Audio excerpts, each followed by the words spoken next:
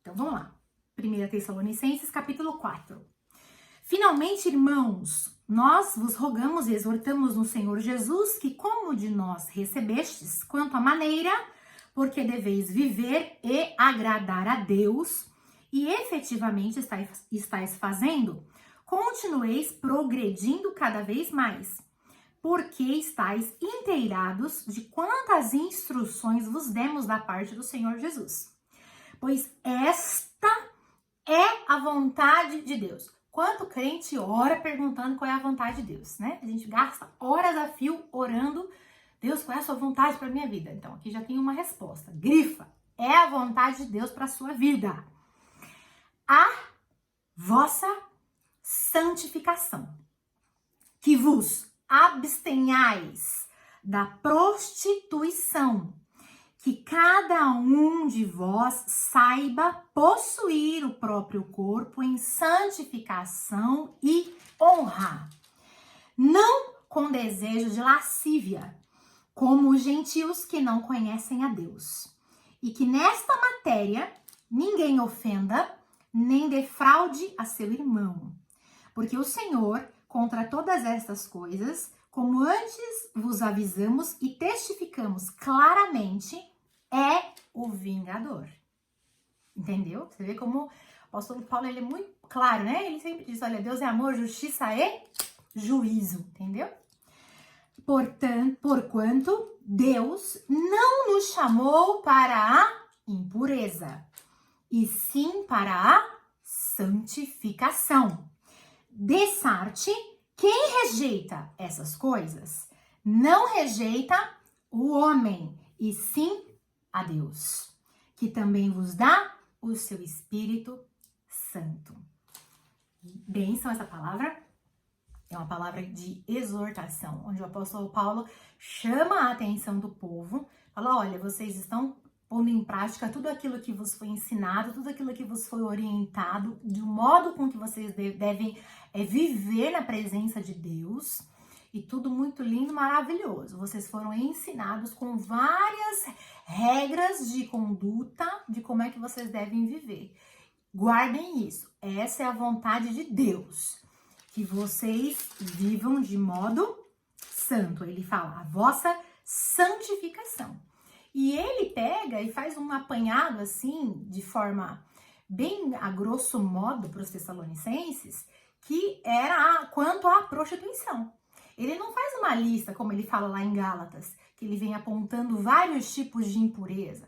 Ele vem e fala quanto à prostituição. A questão, talvez, que fosse mais gritante nessa igreja dos Tessalonicenses, Tessalônica, era exatamente a prostituição. Eram os desejos carnais, era a questão sexual, que poderia estar colocando em risco aquilo que Deus já havia ensinado, aquilo que Deus havia instruído para eles. E eles falam, cuidado para que você não venha defraudar o seu irmão, para que você não venha, se você quer agir com responsabilidade com a sua vida, tudo bem, mas cuidado para que você não faça o outro pecar, porque Deus é vingador, Ele não vai deixar que isso passe de forma desapercebida, você vai responder por isso.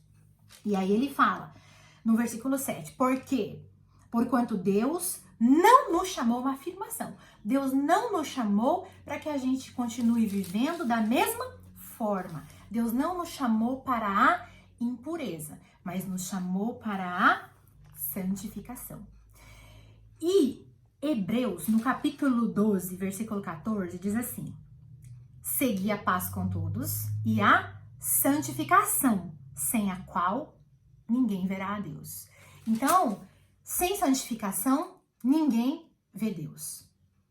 E eu preguei aqui na quarta-feira, falando que o Senhor Jesus, falando assim, que aquele que não o recebe como uma criança, não entrará no reino dos céus. Então, tudo que a gente vem falando e tentando alinhar a nossa vida é exatamente para que a gente esteja no reino, para que seja feita a vontade de Deus na nossa vida, para que a gente venha ter um encontro face a face com Jesus Cristo.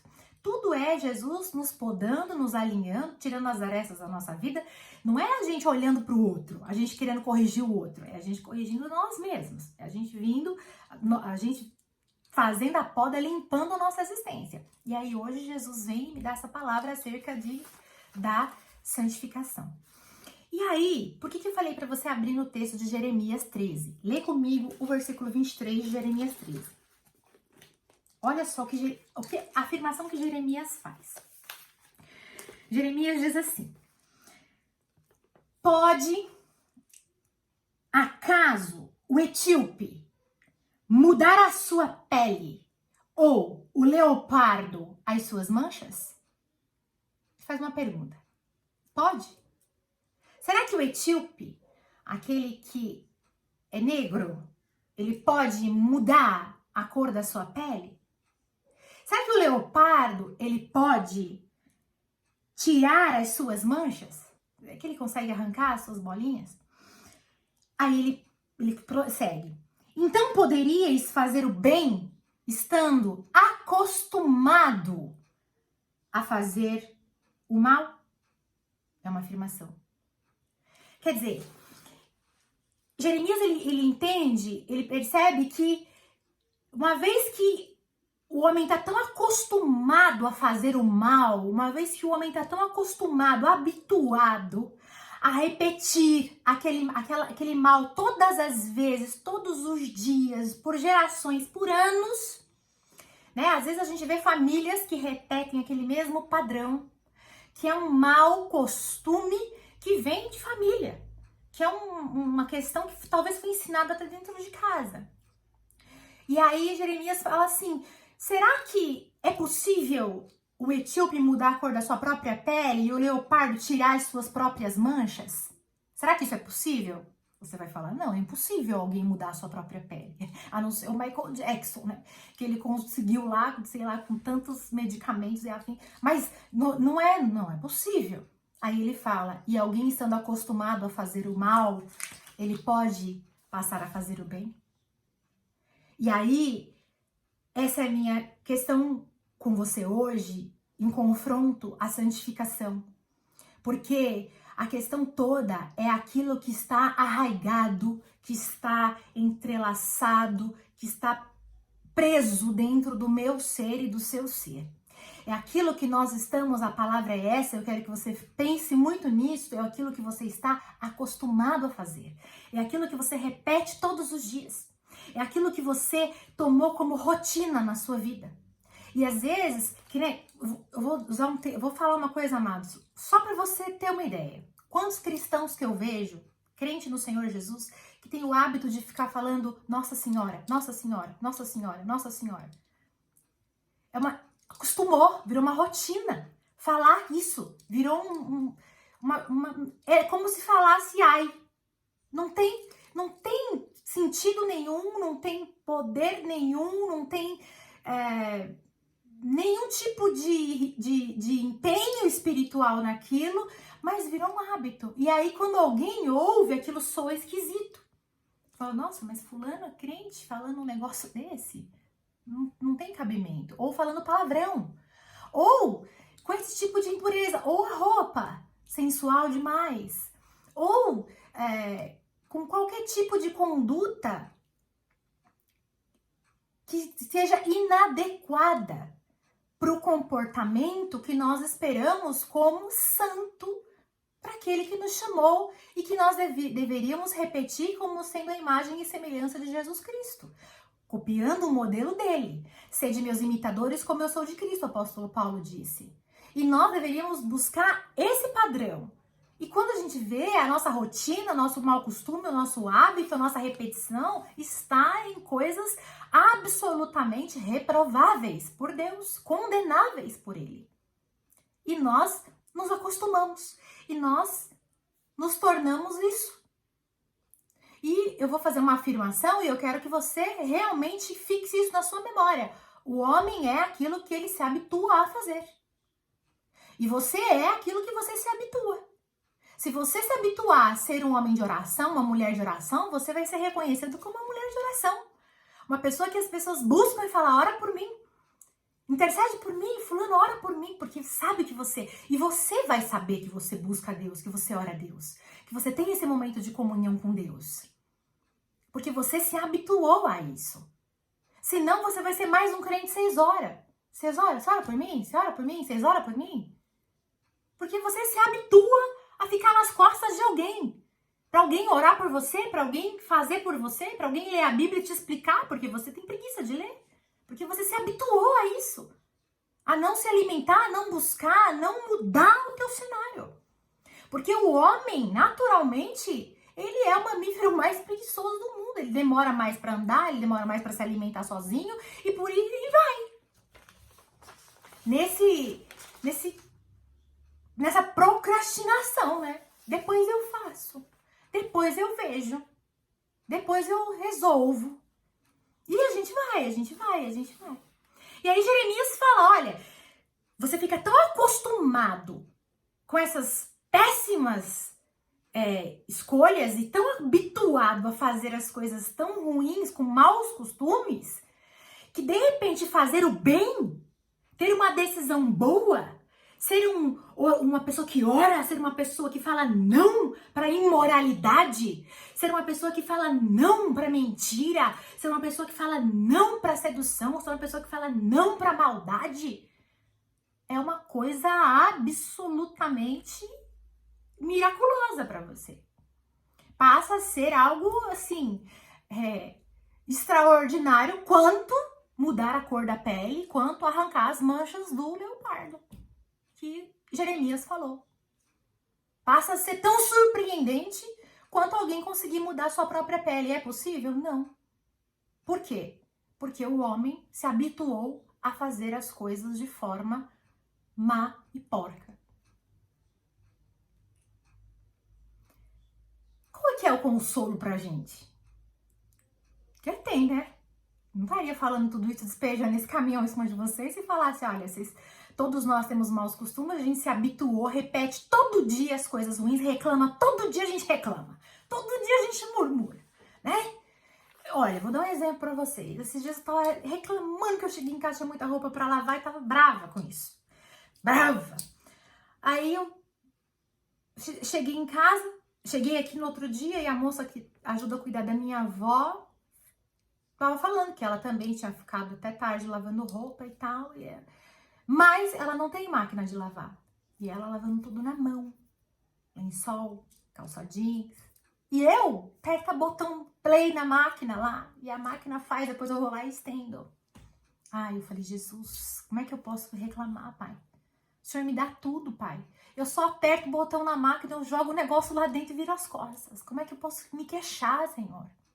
Como é que eu posso me queixar de limpar a minha casa, Senhor? Se eu tenho uma casa, se não me falta nada para limpar a casa, eu tenho saúde, vamos lá. Então, é mau costume. Isso a gente se acostuma a reclamar, ser um murmurador. Você reclama de tudo que você tem. Você reclama porque você tem que fazer as coisas. Você reclama porque Deus te dá as coisas. Peraí! No nome de Jesus, tem que mudar. Deus não te chamou para impureza. Isso é uma impureza na tua vida.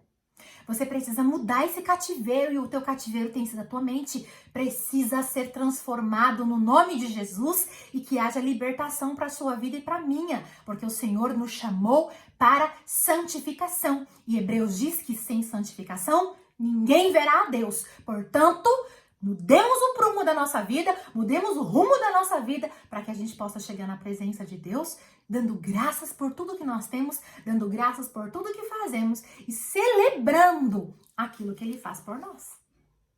E aí, o consolo para a nossa vida, que é? O consolo para a nossa vida é Jesus, amado. Sabe por quê? Jesus, ele veio justamente se dedicando para quem é imutável, né? Imutável sou eu e você, porque a gente não consegue se mudar, transformar sozinho. A gente precisa dele.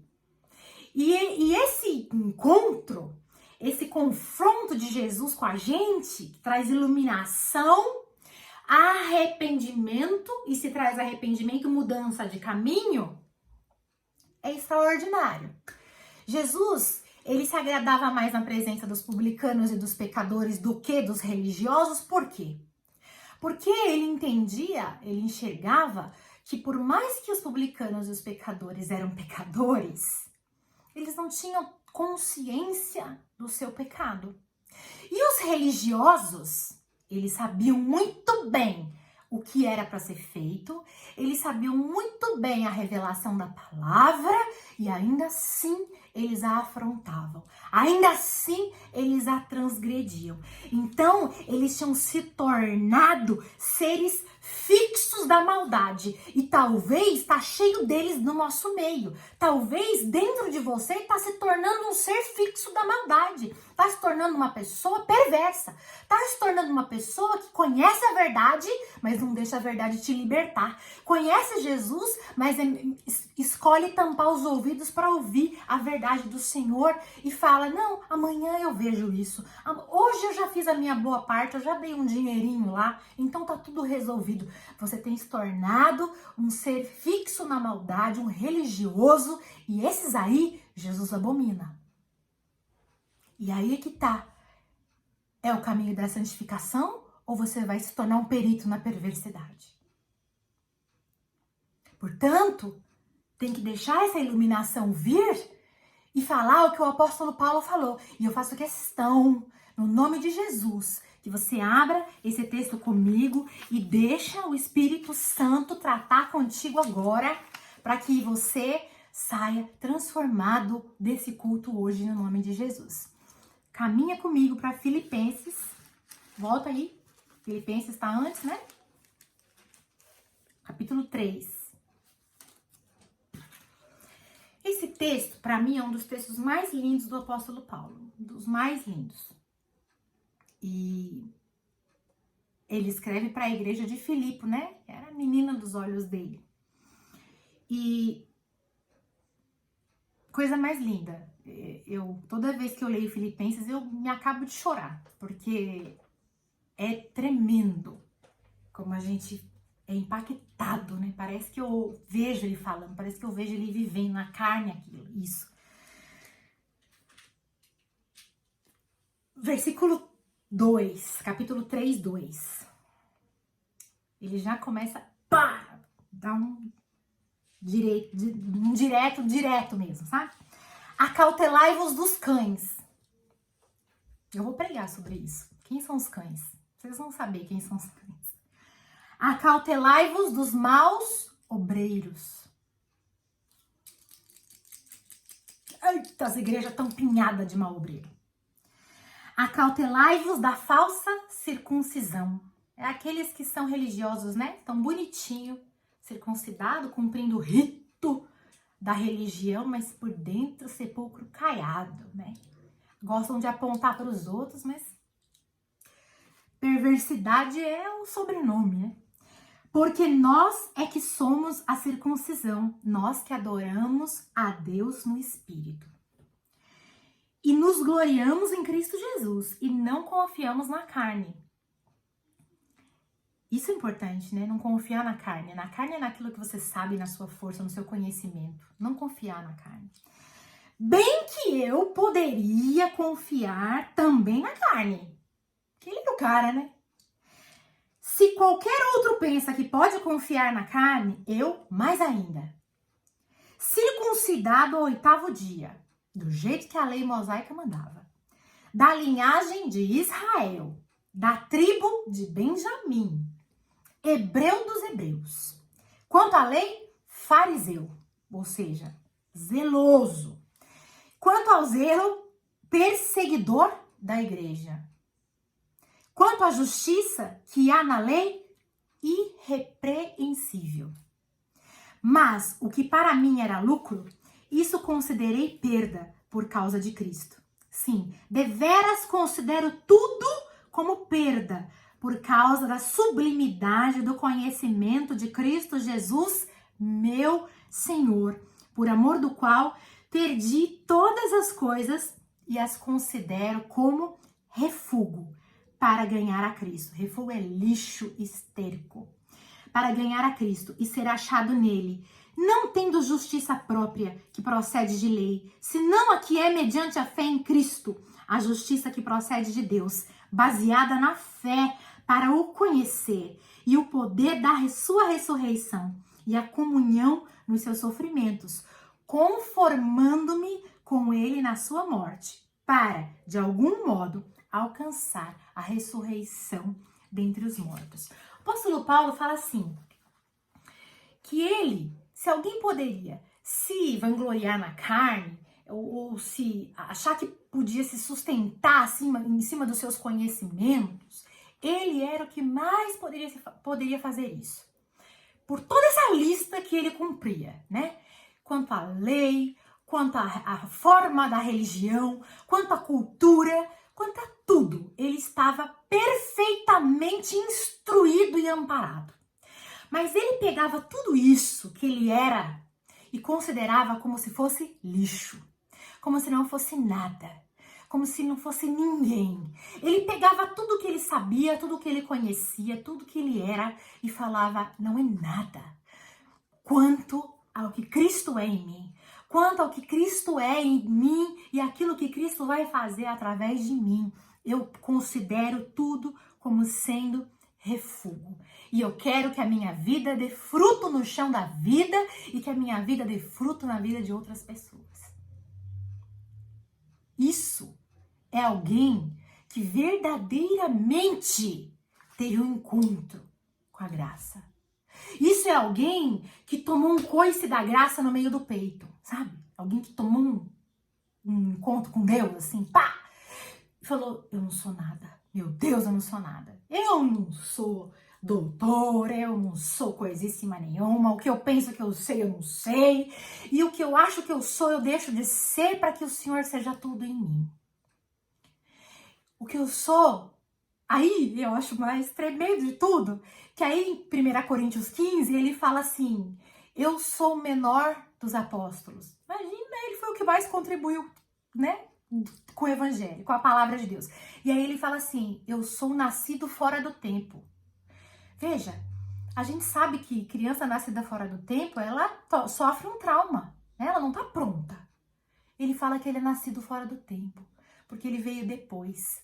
E ele se considera isso, o menor dos apóstolos, nascido fora do tempo, porque ele entendeu que ele era pequeno diante da grandeza da revelação de Cristo Jesus. Portanto, eu te digo, desce de onde você tá, enxerga quem você é, sai desse caminho da perversidade, sai desse caminho de impureza e vem para o caminho da santificação, sem o qual ninguém verá a Deus, sem o qual ninguém vai ser achado por Deus, para que Deus venha verdadeiramente fazer em nós uma obra extraordinária. E aí nós vamos encontrar o caminho do arrependimento, que foi o que o apóstolo Paulo encontrou. Quando ele teve um encontro com Jesus, ele se arrependeu. Ele se arrependeu de ser esse perseguidor da igreja. E ele passou a ser um cooperador com a igreja de Cristo. Quando isso acontece, meu amado, você muda, né? E você passa por o caminho, pelo processo de recondicionamento do seu ser. Você vai, então, aprender o novo padrão. Você vai começar a novamente aprender a andar. Eu tô vendo isso aqui na minha casa. Tô vendo a minha avó aprender a ficar de pé, a minha avó aprender a equilibrar o braço, a achar o braço. E a santificação é exatamente isso. É você se recondicionar. É você se reavaliar e aprender o novo padrão, o padrão do céu. E não mais o padrão da terra. E não é mais o que você acha certo, é o que Deus acha certo. E esse processo é um processo permanente. É um processo que começa hoje e vai terminar quando Jesus voltar só. Mais grosso modo, ele é aquele que mentia, não minta mais. Aquele que rouba, não roube mais. Aquele que adulterava, não adultere mais. Esse é o grosso, né? Da santificação. Quando você está passando pela transformação ali da santificação, você, a grosso modo, é isso. Aquilo que era grande, que era exacerbado em mim, né? Aquela pessoa que não podia ver uma pornografia, não vai ver mais. Aquilo que, palavrão, não fala mais. Isso é o grosso modo. Mas quando esse processo de santificação vai se refinando na minha vida, e vai se aperfeiçoando através da oração, através da meditação da palavra, isso vai ganhando uma esfera mais fina, vai ganhando uma peneira mais fina. E isso passa a ser uma checagem até mesmo dos meus pensamentos, do meu olhar para a vida. E eu passo a me examinar se aquele meu pensamento é compatível com a palavra de Deus, se aquela meu linguajar é compatível com a palavra de Deus, se aquele meu juízo de valor é compatível com a palavra de Deus. A minha mãe, ela fez uma live essa semana falando sobre a ética. E exatamente tá dentro disso. Os meus valores éticos. E isso vai me confrontar. Será que os meus valores éticos são os valores do Senhor? E eu vou começando a me examinar. Eu vou começando a pensar se aquilo é de Deus, se aquilo não é de Deus. E tudo eu vou colocando a crivo de Deus. Tudo eu vou botando ao exame do Espírito Santo. Se é ou não é. Se é ou não é. E esse é o processo da santificação que o apóstolo Paulo falou, que é a vontade de Deus para mim, que é a vontade de Deus para você. Então, o que é a santificação diretamente? A santificação, ela é a quebra do velho padrão. Você não é mais aquilo que você era. Então, você não pode agir mais como você agia. Aqueles conceitos têm que cair por terra. Aqueles preconceitos têm que cair por terra. Porque aquele velho padrão, amado, ele é adoecido. Nós somos adoecidos. A gente julga as pessoas. E você não tem esse direito. Portanto, cheque os seus pensamentos, as suas intenções no Senhor. Deixa esse padrão cair. Deixa esse velho conceito cair. Deixa esse adoecido padrão antigo ruir. E se levantar um padrão divino com novos costumes. E aí você vai pela repetição desses costumes santos, que a palavra de Deus diz, que a nossa maneira de pensar, que o nosso olhar deve ser, o nosso falar deve ser abençoador. Os seus filhos vão ouvir isso. E eles vão passar a repetir isso. E os seus netos vão passar a repetir isso. E nós vamos implantar um novo padrão. E o padrão celestial. E aquele padrão antigo, que nós viemos dele, cheio de mau costume, de más conversações, ele vai ser ruído na nossa vida. Ele vai acabar no nome de Jesus. E a bênção do Senhor vai ser estabelecida no nome de Jesus. Para que esse padrão celestial seja manifesto, você precisa vigiar o tempo todo. Para que esse processo de santificação que Deus estabeleceu para mim e para você, ele seja eterno, permanente na minha vida e na sua. Até o dia que Jesus voltar e nos levar para junto dele. Portanto, arregace as suas mangas. E você não tem que vigiar o seu marido, a sua mulher, o seu filho. Você tem que se vigiar. Porque se você der o exemplo, eles vão repetir esse padrão. Eles vão repetir as suas práticas. Eles vão repetir as suas Talvez você se tornou um murmurador. E as pessoas que estão ao seu lado estão se tornando murmuradores também. Talvez você se tornou um amaldiçoador. E as pessoas que estão ao seu lado estão se tornando um amaldiçoador também. Portanto, mude. Mude aquilo que sai da tua boca. Mude os teus olhos. A palavra de Deus diz, se os teus olhos forem bons, todo o seu corpo será bom. Então, no nome de Jesus, entre nesse processo de santificação. Quebre o velho e adoecido padrão.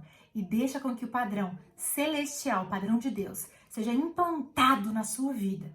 Porque a palavra de Deus diz que nós sozinhos não podemos fazer. É o que Jeremias fala lá. Nós podemos mudar a cor da nossa pele? Não. O homem acostumado a fazer o mal pode passar a fazer o que é bom? Não.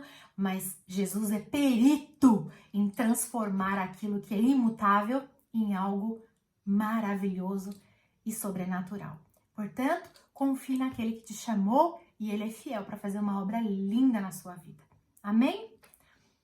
Sem santificação, ninguém verá a Deus. Portanto, mergulhe nesse universo e deixa Deus transformar o seu ser.